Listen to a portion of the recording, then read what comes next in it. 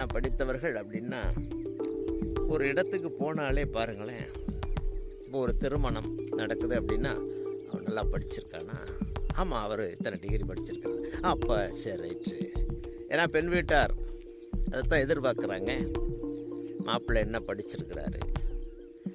படிச்சிருக்கிறாரு, ஆனால் அவர் எப்படி இருக்கிறாரு? படிப்புக்கும் செயல்களுக்கும் சம்பந்தம் இருக்கா? இன்றைக்கு படிப்புக்கும் அறிவுக்கும் சம்பந்தம் இருக்கா? அன்புறவர்களை படிப்பை குறை சொல்லலை. நிச்சயமாக எல்லோருமே கல்வி கற்றே ஆக வேண்டும். எல்லோருக்குமே கல்வி வேண்டும், உயர்கல்வி வேணும். நல்லா படித்தா தான் இன்றைக்கி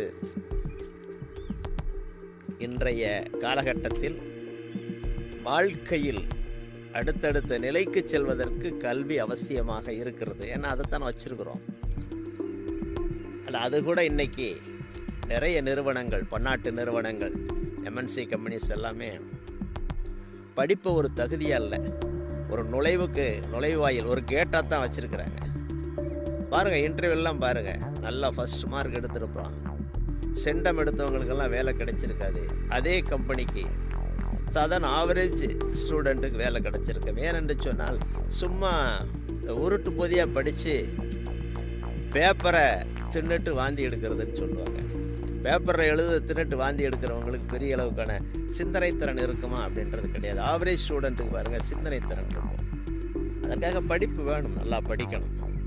நிச்சயமாக நல்லா படிக்கணும். எந்த ஒரு சப்ஜெக்ட் எடுத்து படித்தாலும் அந்த சப்ஜெக்டினுடைய முழுமையான தன்மையும் சேர்த்து படிக்கணும்.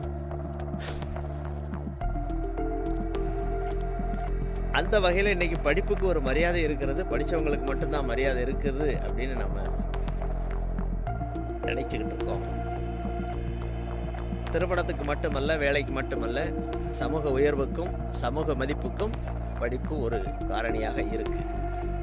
இப்போ நம்ம பேச வந்தது என்னன்னா, சில காலமாக எனக்கு தோன்றிய பல நிகழ்வுகள்.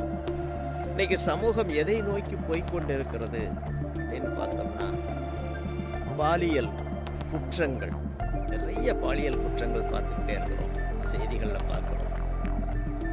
எங்கோ ஒரு குழந்தைக்கு, எங்கோ ஒரு பெண்ணுக்கு, ஏதோ ஒரு அக்காவுக்கு, ஏதோ ஒரு தாய்க்கு நிகழ்ந்ததாக நாம் கடந்து போய்கிட்டு இருக்கிறோம்.